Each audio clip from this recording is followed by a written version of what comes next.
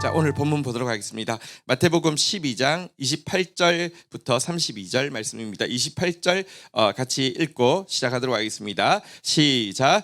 그러나 내가 하나님의 성령을 힘입어 귀신을 쫓아내는 것이면 하나님의 나라가 이미 너희에게 임하였느니라. 자, 예수님께서 바리새인들이 예수님이 귀신 말 못하고 보지 못하는 귀신을 쫓아내셨을 때 귀신의 왕을 힘입어서 귀신 쫓아낸 것이다라고 악담했을 때 논리적으로 그게 말이 되냐, 따라 스스로 분쟁하며 서지 못하는 것처럼 말이 안 된다 이렇게 모순을 지적하시고 나서는 그러면 귀신의 힘이 아니라 성령을 힘입어서 귀신을 쫓아낸 사건이라고 하면 이게 어떤 의미인지를 알려주고 있는데요. 그것은 이미 하나님 나라가 그들 가운데 이곳에 임한 증거라고 선언을 하고 있습니다. 여러분, 사실 이 세상은요 사단의 통치하에 있습니다. 그래서 사탄을 이 세상 임금이라고 부르고요, 혹은 이 세상이라는 의미에서 공중권세 잡은 자라고도 합니다. 왜냐고 하면 사탄은 죄의 싹슨 사망이라는 이 율법의 조항으로 인해서 죽음 아래에 놓여 있는 죄인 위에 합법적으로 통치하는 자가 되었습니다. 이 세상은 사탄의 통치 아래에 있고요, 모든 인류는 사탄의 나라에 속한 상태가 되었습니다. 왜냐고 하면 인간 중에 죄에서 자유로운 사람 한 명도 없고요, 사망에서 자유로운 사람이 한 명도 없기 때문에 그렇습니다.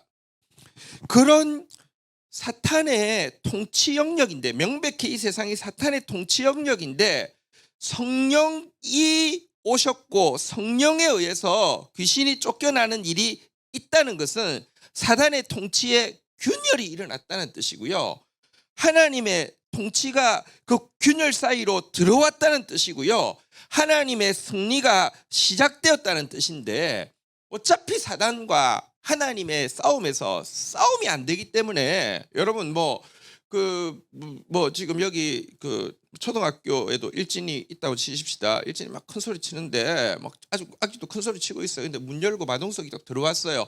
그러면 여러분 이건 이제 게임 끝난 거잖아요, 그죠? 그래서 그 말입니다. 하나님 나라가 이미 너희에게 임하였다, 이렇게 이야기를 하고 있는 것입니다. 여러분, 여기 하나님 나라란 우리 자꾸 생각합니다. 미래의 천국을 이야기한다, 어떤 장소를 이야기한다고 생각하는데 그게 아니라 하나님의 통치가 미치기 시작한 전 영역이 하나님 나라입니다. 여러분, 하나님 나라는 너희 안에 있다라고 이야기하고 있고요, 하나님 나라는 성령 안에서 누리는 의와 기쁨과 평화라고 이야기했는데요. 여러분 보십시오. 지금 하나님의 통치가 이미 우리 안에 이루어져 있습니다. 사실 오늘이 이제 마지막 날인데요. 우리 성도님들 어떤 의미에서는 제가 새벽을 깨우고 이렇게 나오는 게 보통 일이 아니잖아요, 그죠? 그래서 이제 끝나서 참 좋겠다 이렇게 생각 들고 저도 좋다는 마음도 있습니다. 저도 사실은 지금 이제 새벽마다 이렇게 한다는 게요. 근데 우리 어떤 분이 사실은 멀리서 오고 또 이렇게 여러 가지 상황들 가운데서도 참 건강이라 쉽지 않겠다 싶었는데 이제 다 끝나가서 좋지요 하니까 말씀 메모리가 너무 커서 계속 했으면 좋겠다고 이렇게 이야기를 하는데, 보십시오. 성령 안에서 누리는 의와, 그러니까 이 성령께서 의라는 건 말씀이잖아요. 말씀이 막 성령이 막 말씀하시는 게 느껴지고요, 희락과 그러니까 기쁨이 있고요, 평강. 우리의 상황은 보면 참 문제가 많고, 와, 저분이 기뻐할 수 있을까? 저분은 좀 이렇게 뭐랄까요, 기도하면서도 막 슬프지 않을까? 아니요, 평강이 있고요, 기쁨이 있고요. 진짜 하나님 나라가 지금 성령 안에서 하나님의 통치가 우리에게 임했다는 것입니다. 할렐루야. 우리 옆에 분들에게 축복합시다. 하나님 나라가 이미 당신에게 임하였습니다.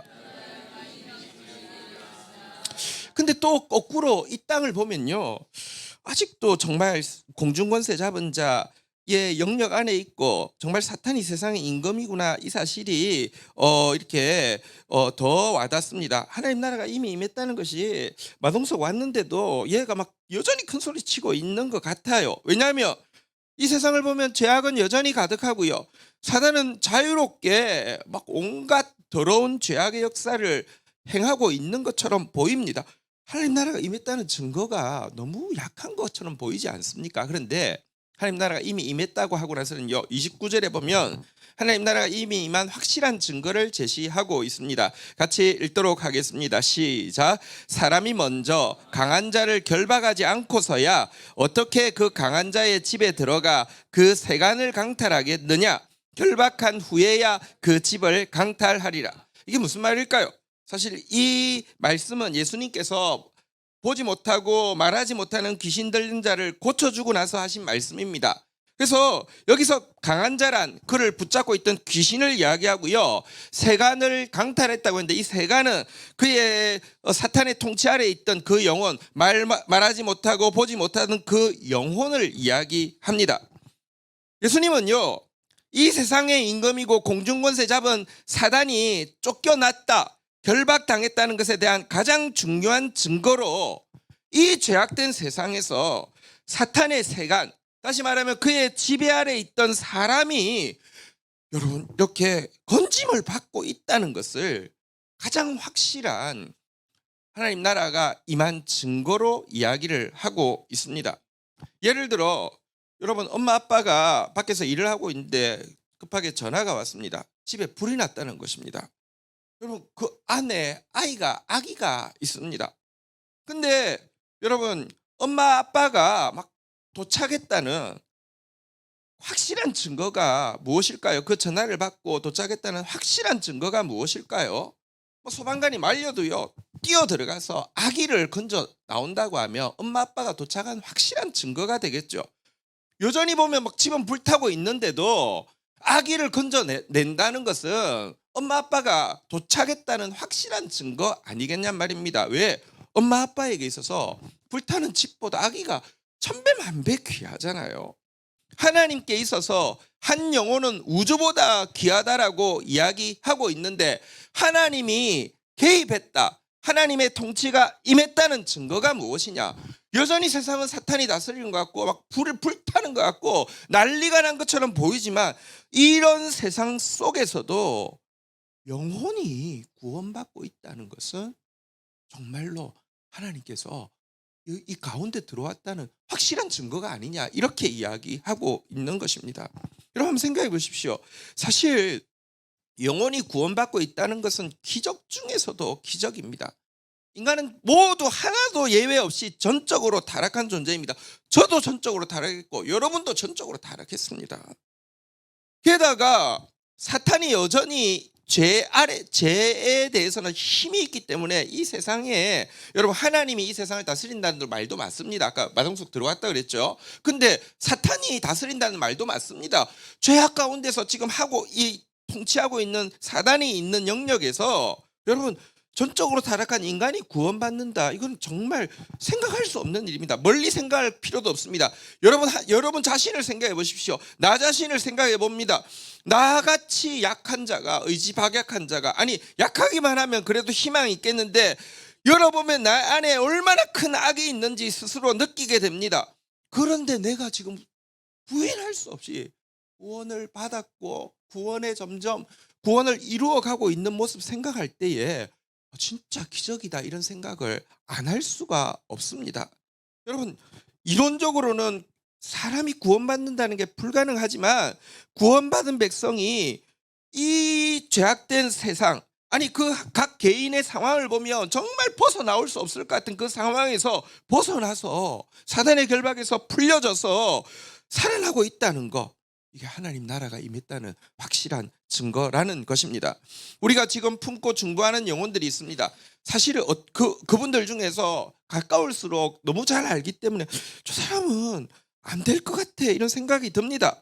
또 그를 둘러싸고 있는 환경들이 그를 하나님 앞으로 나오지 못하게 할 만큼 견고하다는 것도 피부로 느껴집니다.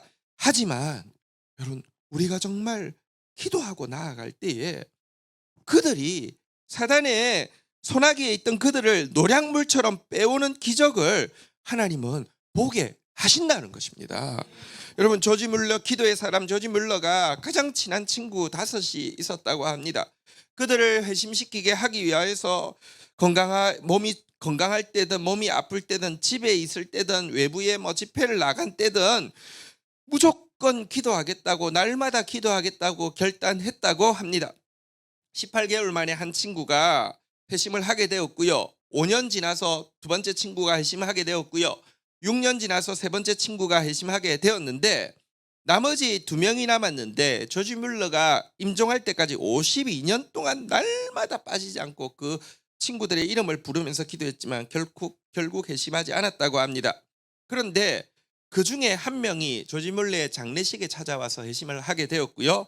나머지 한 명이 조지 뮬러가 죽은 지 몇 년이 못 되어서 회심해서 돌아왔다고 합니다. 사실 이게 여러분 가까운 친구일수록 말로 이렇게 한다고 안 되잖아요. 가족 안 되잖아요. 그죠? 근데 하나님 나라가 임했다니까요. 하나님의 통치가 지금도 영혼 구원을 통하여서 천하보다 귀한 영혼을 건져내는 역사를 통하여서 이루어지고 있다니까요. 그래서 우리는 기도해야 하는 것입니다.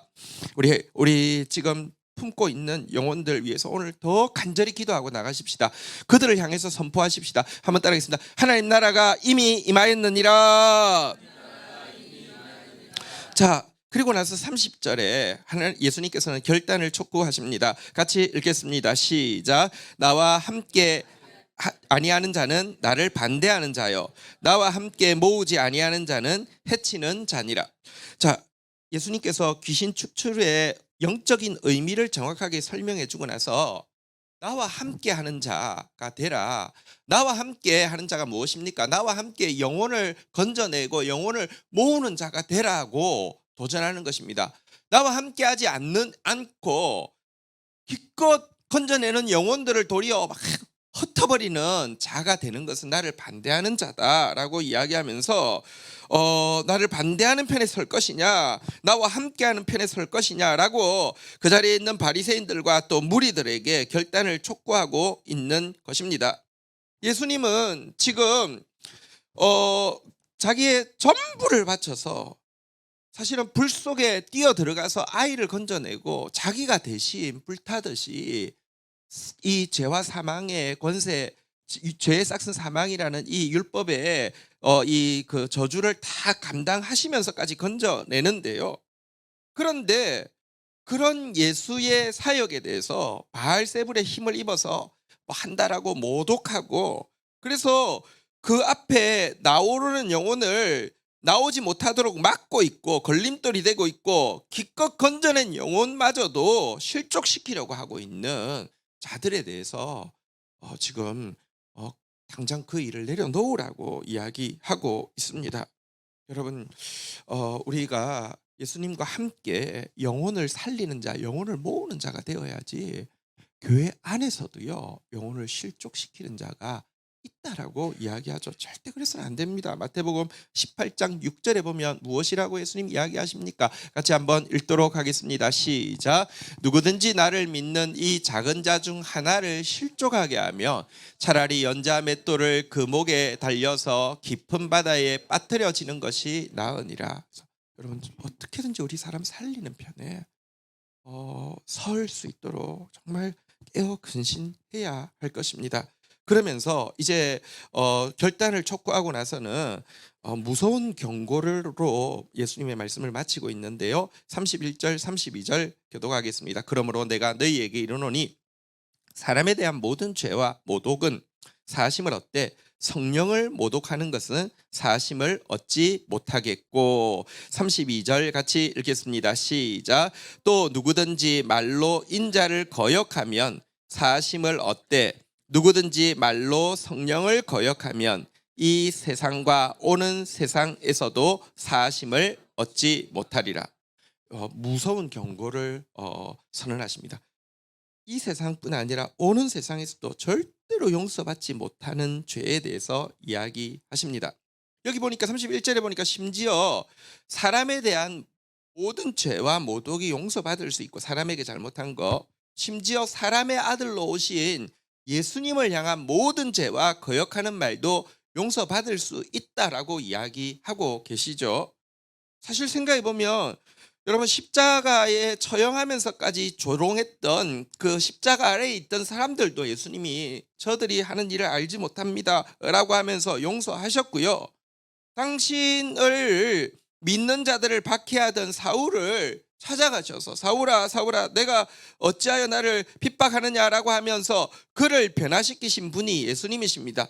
정말로 말로 행동으로 모독하던 그들을 용서하시고 변화시키기까지 하신 분이신데요. 하지만 성령을 모독하는 것에 대해서는 영원토록 용서받을 수 없다라고 이야기를 하고 있는데요. 성령을 모독하는 거하고 예수님을 모독하는 게 무슨 차이가 있을까요? 성령을 모독한다는 게 구체적으로 무엇일까요?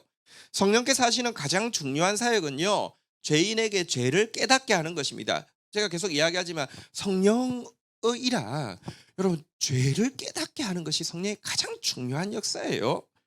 죄를 깨닫고 자각하고 하게 하고 나서는요, 예수님의 구원의 초청, 하나님 나라의 초청에 반응하게 하는 것도 성령님입니다. 성령이 아니고는 예수를 구주라고 시인할 수 없거든요.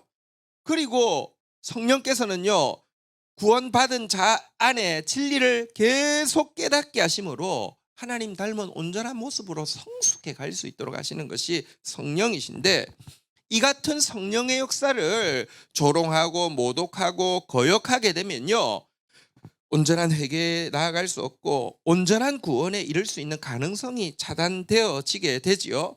그러면 이것은 스스로가 용서받을 수 없고 하나님 나라에 들어갈 수 없는 자가 되기로 결단하는 것과 마찬가지죠. 이게 기본적으로 성령을 모독한다, 혹은 그냥 용어로는 한번 따라하겠습니다. 성령 회방죄, 성령을 회방한다라는 단어의 의미입니다. 하지만 그래서 이거를 그냥 보통 뭐라고 이야기하냐면, 많은 사람들이 예수 믿지 않는 것이 곧 성령 회방죄다 이렇게 이야기합니다. 예수 믿게 하는 성령을 방해했으니까. 근데 이것만이 성령을 회방하는 유일한 죄다, 이것은 성령을 모독하는 죄, 성령을 회방하는 죄에 대한 충분한 설명이 되지 못합니다. 구약 성경에 보면, 여러분, 구약은 이제 제사 제도를 통해서 용서받을 수 있겠죠. 왜냐하면 제사는 예수님의 죽으심을 상징하니까요. 그런데 구약에 보면 제사로도 용서받을 수 없는 죄가 나옵니다.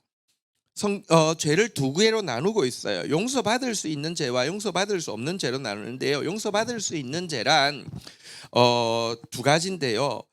그릇 죄를 범한다. 이게 표현이 참 잘 안 쓰는다는데요. 그릇 죄를 범한다, 그러니까 연약함으로 범한다, 이런 뜻입니다. 두 번째는 부지 중에 죄를 범한다, 그러니까 모르고 범한다는 것입니다. 그러니까 연약해서 죄를 범하거나 몰라서 범하는 것에 대해서는 제사를 통해서 용서받을 수 있지만 제사에도 용서받을 수 없는 죄가 있습니다. 짐짓죄를 범한다 이렇게 돼 있는데, 이거 진짜 쓰는 단어는 아닌데, 그러니까 사악하게 고의적으로 죄를 범한 것에 대해서는 이렇게 제사 제도를 통해서도 절대 용서받을 수 없다라고 되어 있습니다, 구약에. 근데 사실 여러분, 우리가 연약해서 범하는 죄, 몰라서 범하는 죄만 용서받을 수 있다고 하면 우리 모두 다 용서받을 수 없죠. 고의적으로 범하는 죄가 우리에게 있습니다. 사악해서 범하는 죄도 우리에게 많이 있습니다. 사실 여러분, 우리가 예수 그리스도가 이 땅에 오셨을 때 십자가에 못 박아 죽인 것이야말로 인간이 얼마나 사악하고 고의적으로 하나님을 거역하고 예수님을 모시기 싫어하는지를 잘 보여주는 사건이죠. 하지만 이런 죄까지 예수님이 걸머지시고 용서하시고 구원의 길을 활짝 열어주셨죠. 약해서 몰라서뿐 아니라 고의적으로 예수를 십자가에 못 박은 죄까지 용서하시고 용서의 길을 열어주셨는데, 이렇게 구원받은 사람이 다시 고의로 자기 결정으로 성령을 거역하고 거룩하신 성령을 모독하면서 음행과 탐심과 우상 숭배의 죄를 범하는 것은 신약에서도 절대 용서받을 수 없다라고 이야기하고 있습니다. 어저께인가 저기 뉴스를 보니까 어떤 무슨 저기 가출 청소년들을 위한 센터를 운영하는 목사가 실은 센터를 운영하면서 다 성폭행하고 성추행하고 했던 거예요. 그런데 하는 말이 뭐냐고 하면, 자기는 하나님으로부터 죄를 지어도 되는 권세를 받았다는 거예요. 이게 성령을 얼마나 모독하는 겁니까? 성령, 거룩한 영을 죄를 지어도 되게 해주는 성령이어서 괜찮다는 거. 얼마나 모독하는 겁니까? 우리 이 구약이 아니라 신약이죠. 신약 성경 히브리서 10장 26절 27절에 보면 너희가 진리를 아는 지식을 받은 후 짐짓이 고의 사악하게 이런 뜻이죠. 죄를 범한 적 다시 속죄하는 제사가 없고 27절 한번 읽어볼까요? 시작. 오직 무서운 마음으로 심판을 기다리는 것과 대적하는 자를 태울 맹렬한 불만 있으리라. 보십시오. 신약 시대에도요. 성령을 이렇게 내가 빛을 비침 받고 나서 예수님에 의해서 우리의 모든 죄가 용서받고 나서도 고의적으로 여러분 이렇게 행하는 죄에 대해서는 다시 용서받을 수 없다라고 이야기합니다. 에베소서 5장 5절도 볼까요? 한번 읽겠습니다. 시작. 너희도 정녕 이것을 알거니와 음행하는 자나 더러운 자나 탐하는 자 곧 우상 숭배자는 다 그리스도와 하나님의 나라에서 기업을 얻지 못하리니. 정말 하나님 이야기하면서 종교 장사하면서요. 여기 나오는 거 다 하고 있는 자들이 있어요. 막 음행, 더러운 짓, 막 그 탐욕, 우상 숭배 막 쩔어 있으면서도 당연히 자기는 하나님 천국 간다라고 이야기하는 사람들 많이 있습니다. 천만에요. 그게 바로 성령을 모독하는 것이고요. 회방하는 것이고요. 아무도 그리스도와 하나님 나라에 못 들어갑니다. 우리가 절대 성령을 해방하는 자가 되어서는 안 됩니다. 아까 예수님 결단을 하죠. 나와 함께해서 영혼 살리겠느냐. 아니면 네가 너의 말과 행동으로 성령을 모독하고 아니 그 구원받을 사람마저도 저 모습 보고는 하나님 앞에 못 나오게 하거나 구원받은 사람을 이렇게 그 사람 보면서 저래도 되나 보다 하고 그도 음행에 이렇게 우상 숭배에 이렇게 빠지게 하는 자들 하나님께서 심판하신다고 이야기하고 있는데 절대 그런 사람이 되어서는 안 됩니다. 성령을 해방하는 자 되지 않도록 두렵고 떨림으로 자기를 살펴보아야 할 것입니다. 자, 그런데 신자가 사실은 성령을 해방하는 죄까지 나가지 않는다 할지라도 여러분 그래서 우리가 성령님께서 막 내게 충만하기를 원하고 성령님의 역사를 보기를 원한다 할지라도 성령께서요 여러분 가운데 역사하지 못하게 하는 게 있습니다. 성령께서 기쁘게 여러분 가운데 충만하게 임할 수 없게 하는 게 있습니다. 그게 뭐냐고 하면 성경에 보면요. 한번 볼까요? 에베소서 4장 30절 한번 볼까요? 에베소서 4장 30절 같이 읽겠습니다. 시작. 하나님의 성령을 근심하게 하지 말라. 그 안에서 너희가 구원의 날까지 인치심을 받았느니라. 보십시오. 성령님은 인격적인 분입니다. 무슨 파워가 아니라 삼위 하나님 인격이에요. 우리가 막 성령님 막 어디 막 기도원 같은 데 가면 또 막 은사파 이런 데 가면 막 성령 하는데 문제는 성령님이 너무 오기 싫고요. 성령님이 너무너무 괴로워요. 자기를 부르는 소리를 듣는 게 괴로워요. 인격적인 성령님이셔서요. 왜? 하고 있는 일이 성령을 근심하게 하고 성령을 슬프게 하는 일을 하면서 성령 달래요. 성령 달래요. 인격이시기 때문에 기쁘게 역사하실 수 없게 하는 게 신자들 가운데 상당히 많이 있습니다. 도대체 성령을 근심하게 하는 게 뭐냐? 여러분 성령을 모독하지 않아도 그래서 정말 지옥 백성이 아니어도요. 교회 안에 성령을 근심하게 하는 경우가 굉장히 많습니다. 무엇이 성령을 근심하게 하느냐? 이것의 설명이 사실 그 25절부터 시작되어지는 것인데요. 여기 보면 성령을 근심하게 하는 것에 대해서 이렇게 이야기합니다. 같이 읽어볼까요? 시작. 그런즉 거짓을 버리고 각각 그 이웃과 더불어 참된 것을 말하라. 이는 우리가 서로 지체가 됨이라. 성령을 근심하게 하는 것은 모든 종류의 거짓입니다. 거짓이 들어오면 성령은 굉장히 역겹게 느끼고요. 슬퍼하시고 탄식하십니다. 반대로 거짓이 들어오면 사단은요. 거짓의 아비이기 때문에 거짓의 그 오리지널리티를 가지고 있기 때문에 저작권을 요구하고 우리에게 막 다시 개입할 수 있게 된단 말입니다. 근데 이 거짓이 무엇이냐? 너 거짓 말 안 했는데요. 이야기할 수 있는데요.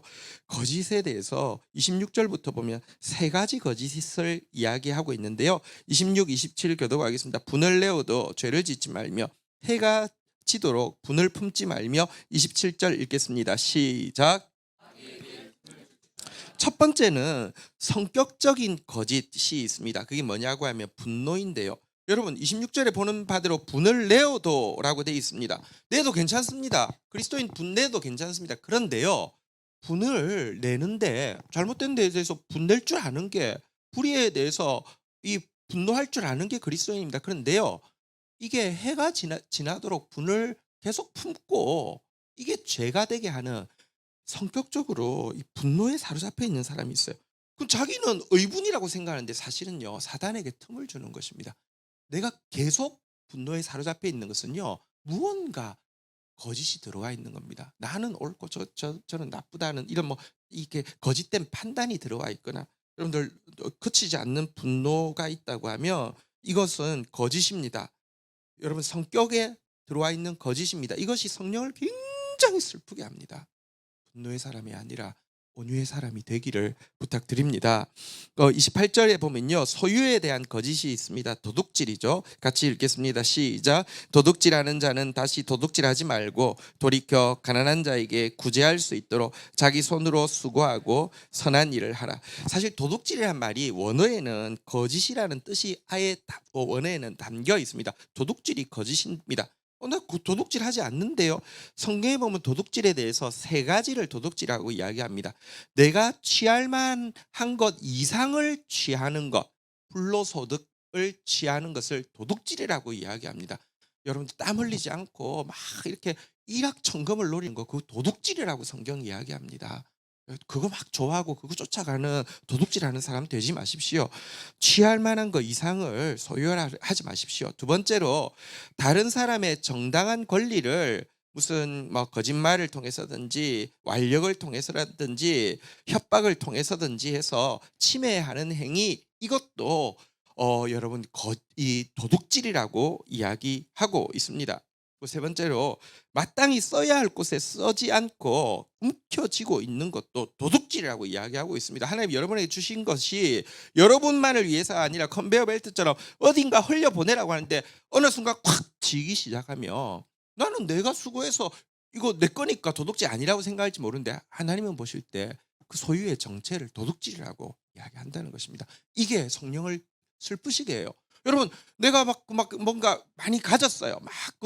막 성령 달라고 하면서 축복 달라고 하면서 많이 가졌는데 이거 딱 움켜쥐고 서 있는 모습, 그러면서 더 달라고 할 때 성령님은 슬퍼하신다니까요. 왜? 도둑질했으니까. 왜? 그것이 거짓이니까. 마지막으로 29절 언어에서의 거짓이죠. 같이 마지막으로 읽도록 하겠습니다. 시작. 무릇 더러운 말은 너희 입 밖에도 내지 말고 오직 덕을 세우는데 소용되는 선한 말을 하여 듣는 자들에게 은혜를 끼치도록 하라.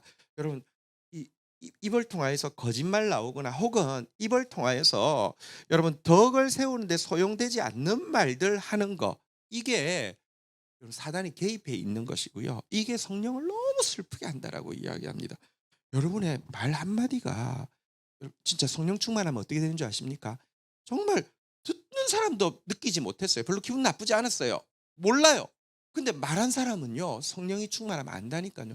작은 말에서도 조금 더해서 말한 것 때문에 소금 조금 더하면 짜지는 것처럼 상대방에게 덕이 안 됐고, 이게 내 작은 말 속에 거짓이 들어갔다는 거 성령이 기가 막히게 이야기해 주세요. 성령 충만하면. 그런데 여러분 성령 충만하지 않으면 모를 뿐 아니라 모르면서 지금 성령을 내 말로 너무 근심되게 하는데 성령 달라고 계속 외치는 사람이 있어요. 아닙니다. 여러분 말 속에서 성령을 근심되게 하는 이 거짓된 말들, 더러운 말들 빼야 된다라고 이야기하고 있습니다. 성령을 소멸하는 자가 이 성령을 모독하는 죄 짓지 않는다 할지라도 성령을 근심되게 하는 자가 아니라 성령을 기쁘시게 하는 저와 여러분들 되기를 주의 이름으로 축원드립니다. 자리에서 일어서시겠습니다. 우리 같이 한번 찬양하고 기도하며 나가도록 하겠습니다.